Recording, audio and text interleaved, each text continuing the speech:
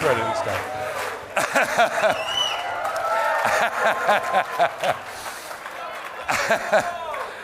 Good morning, everybody. As you know from the music, I'm fresh back from Manchester, where I had a pretty good time. Some people got it.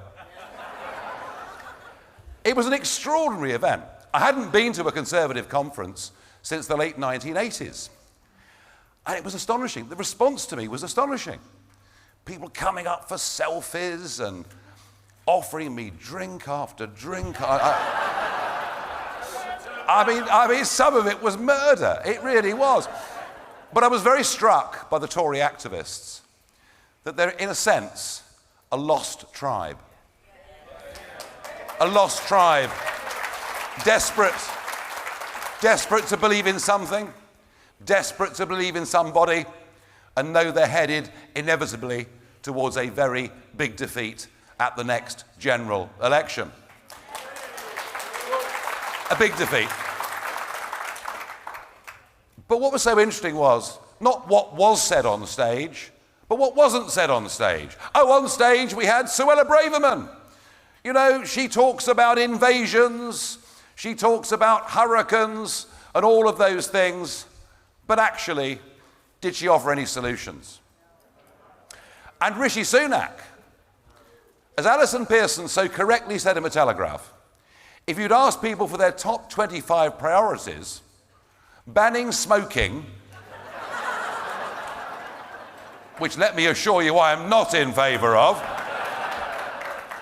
and rejigging A-levels wouldn't even have been in the top 25, maybe not even in the top 50. So whilst it was very nice to be welcomed by their delegates in the way that I was, and whilst it was generous of the Prime Minister when asked a question by Christopher Hope, now of GB News,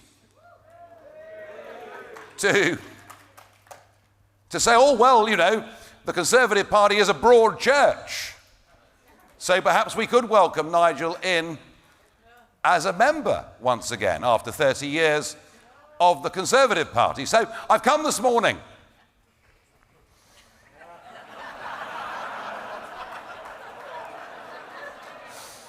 to bring you my decision.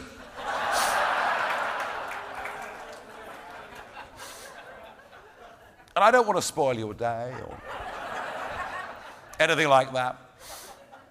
The very thought that I would rejoin a party who we, as the Brexit Party, helped in the most astonishing way, and we did it.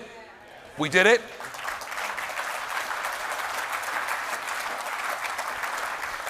We did it within 6 weeks of launching by winning that European election in 2019 and getting rid of one of the worst prime ministers in British history, Theresa May.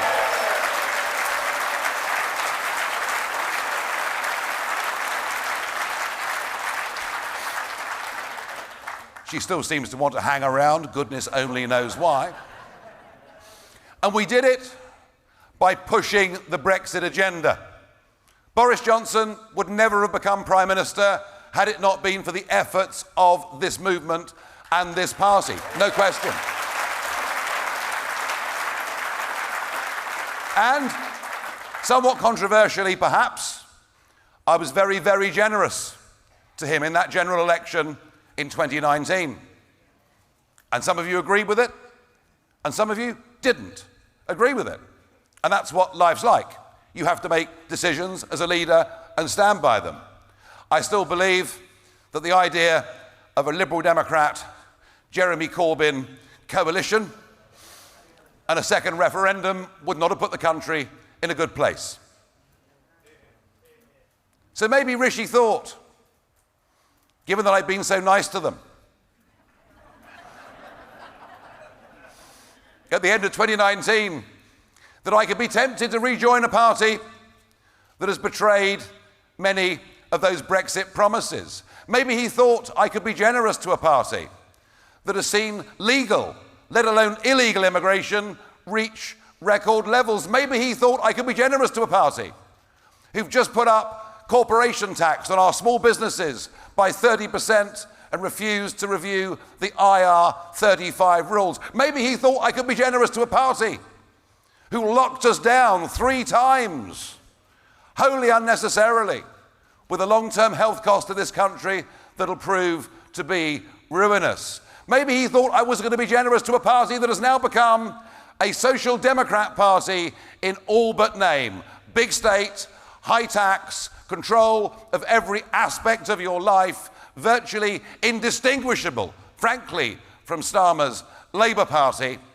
Well, I've come today to give my answer.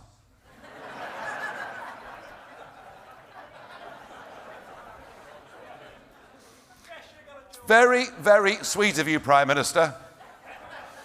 But I'm really sorry. The answer is no, I will not.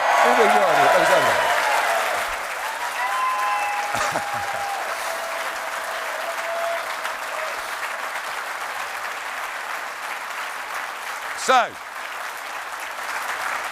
my efforts and my work will be solidly behind Richard Tice and Reform UK. Make no doubt about that.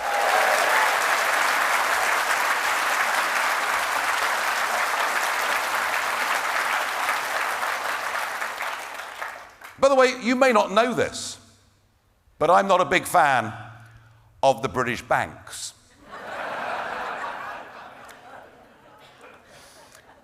What a campaign that's been, and it's barely started. But what you may not know is that Metro Bank are now in real trouble. Their share price is down 99% from the peak, and they're in desperate trouble. And I should, of course, be generous of heart and say that I'm sorry for the travails of Metro Bank.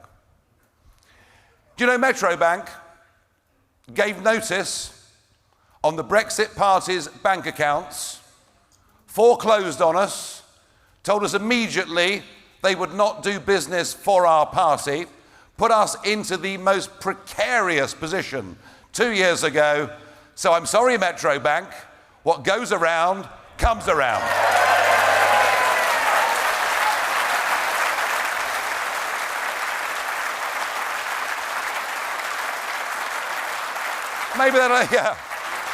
Maybe that'll teach them. Political debanking is not a very good idea, particularly when still a majority of this country actually are good, common sense people. Now look, if I'm good at one thing, I'm not good at very many, but if I'm good at one thing, I'm good at spotting gaps in the market.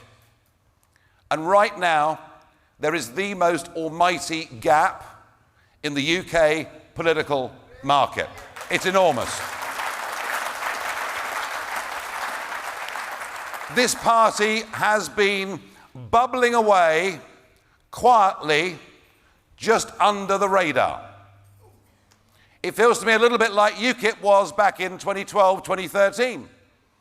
Not being talked about much, but quietly, slowly, solidly, organically growing in support, candidates and the calibre of people that want to stand for it. And so actually for us to be already at 8% in the polls, and with the rather excellent, genuine and sincere Howard Cox leading our campaign in London, and what a great job he's doing.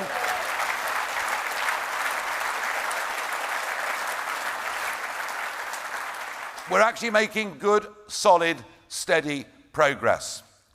But we're about, as a party, to enter into new space because of what was not said at that Conservative Party conference and what will not be said by Sir Keir Starmer at the Labour conference in Liverpool this week.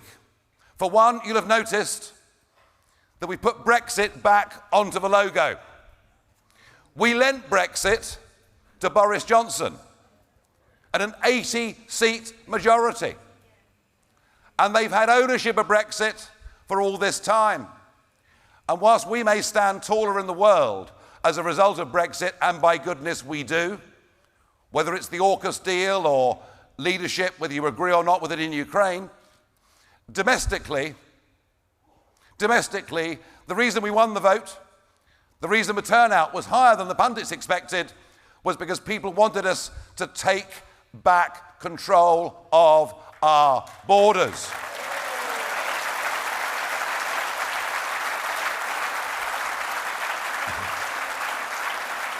And we haven't done that, have we? We haven't done that.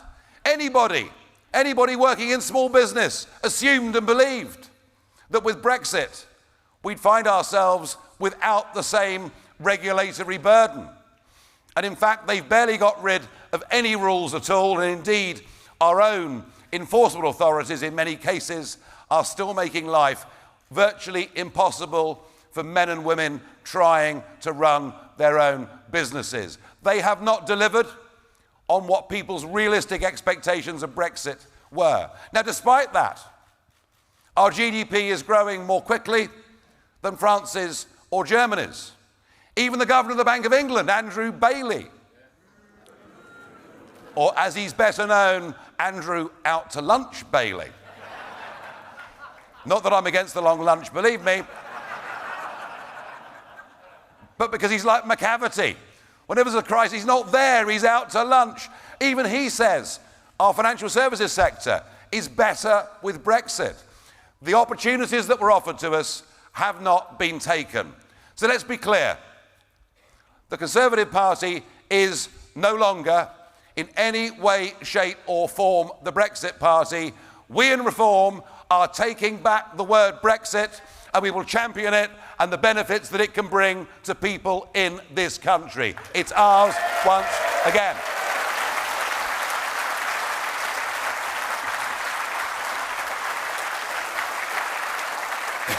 And the other extraordinary thing in the conference, do you remember a week before the conference, Suella Braverman goes to New York and gives this big defiant speech and talks about the ECHR and how we might just possibly consider at some point, maybe if and when, that this may not be the right thing for us, at which the Attorney General directly contradicts her. Do you know, in all of that speech of Suella's, she did not mention once that four-letter word, ECHR. And Rishi Sunak, in his speech, when he wasn't banning things and trying to make us all do algebra to the 8 of 18, I don't know about you, I'd simply have bunked off, I think. I mean, mind you, I quite often did anyway, but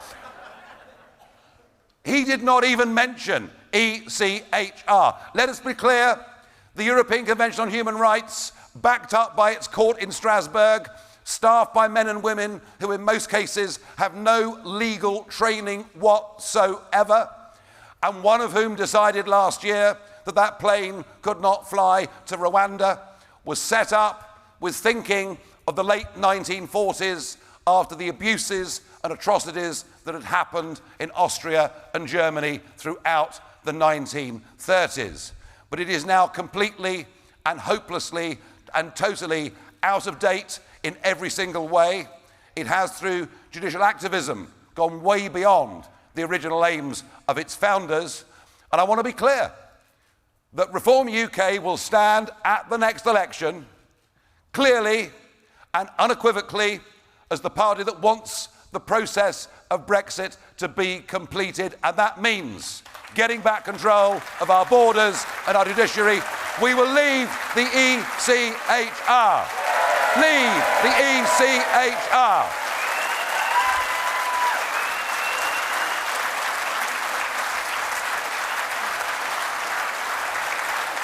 No question. And the Labour Party believe in it, and the truth is the vast majority of Conservative MPs still believe in it. We will campaign for our independence to be completed. It should have happened at the time of Brexit. We will make sure that in the end it happens. But the other extraordinary, gigantic elephant in the room, and it's there in politics, and it's there in media too, and nobody but nobody wants to talk about it. It is the issue that is having the biggest impact on the lives of ordinary families in this country. It is the issue that makes the number of houses you build, frankly, almost irrelevant. Did you notice Sunak didn't mention housing once in his speech? What is the point?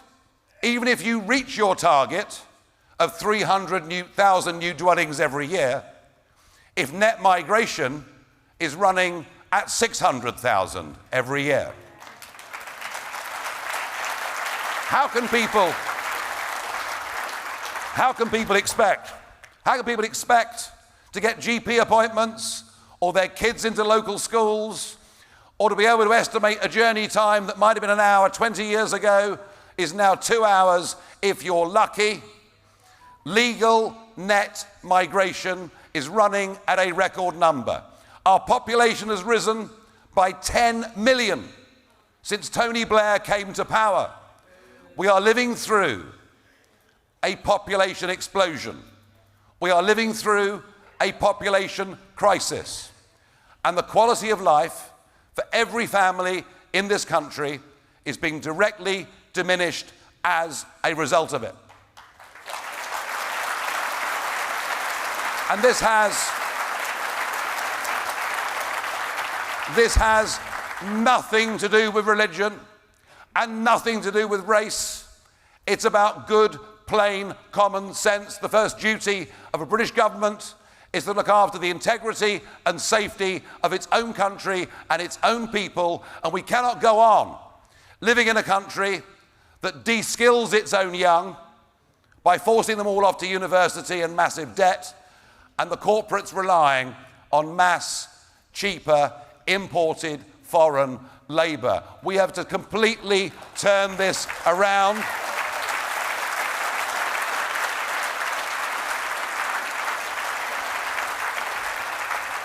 And I can see it all now. And it'll be Richard's job to take the abuse next time, not mine, which I'm very much looking forward to. And we'll be told that it's xenophobic, we'll be told that it's small-minded to limit the number of people who legally can come to Britain. But it's not.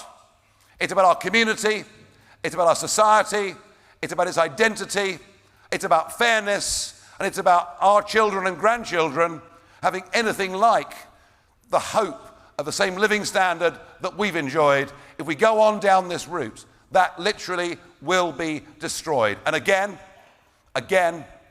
it'll be this party at the next general election making the point, oh, they'll call it right-wing. They'll call it right-wing. And yet, polling shows that 2/3 of people think that immigration into Britain, the numbers are simply too high and they need to be reduced. This isn't right-wing. We are at the centre ground of public opinion in this country.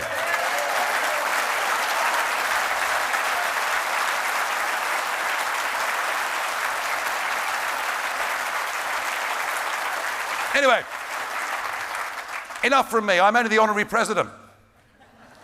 But you can tell I'm right behind you, and I'll be helping in every way in which I can. And well done to the hundreds of you who've already come forward as candidates. This party can't win the next election. We're not going to delude ourselves with that. But what this party can do, and what this party will do, is to reshape the national political debate in this country, and it will do it irrevocably, and it will do it in a way that is a good thing for the people of our country and of our communities, and we will be the catalyst, longer term, for much greater, radical and much needed change. We'll have to live with 5 years of a Labour government. But then, how much worse could they be? I mean, what would they do? Would they let dinghies cross the English Channel full of young men? Yes. Would they put taxes up to a 71-year high? I mean, frankly, I'm not sure you'll really know the difference with a Labour government to a Conservative government. We are, as we've been in the past with all my campaigns, Geoffrey Titford sitting there, whose 90th birthday comes up in a couple of weeks, was with me in UKIP. And Geoffrey, it took us many years to win, didn't it? But win we did. Win we did. Reform is about to break through. You wait, the polls are going to start to move. You'll start to be talked about. You'll know you're doing well when the press start being really rude about all of you. Because that's the way that it works.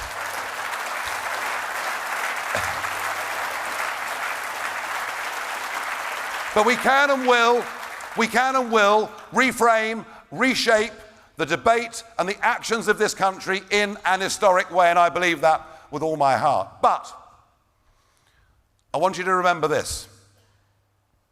I did nearly 21 years in the European Parliament and nearly 30 years from the birth of UKIP campaigning for us to leave the European Union. And I just felt I'd had enough. My time was done. I wanted to do other things. And actually, I think through broadcasting, I've been able to achieve a fair bit of influence doing that too. Arguably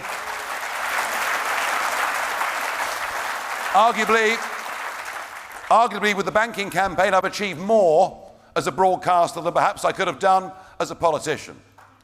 But to keep political parties going through difficult times is hard. You see, when Boris got the 80-seat majority, everybody said, Brexit reform, you're not needed now. You can close down because Boris and the Conservatives are going to deliver. Well, I was always sceptical. I wasn't sure. But without Richard Tice, without his time, his effort, his endeavour, his willingness to travel all around the country on a regular basis to meet you, to help build local groups, to help find candidates, and frankly, if we're being honest, without his own generosity of putting his hand in his pocket to keep this party going, and to quite some considerable degree, we would not even be here today. I would not be on this platform with you discussing what we can do to change the future history of our country. So we all in this room, and more broadly, those of us that believe and understand that British democracy needs more than just two voices, we all owe Richard Tice simply the most enormous debt.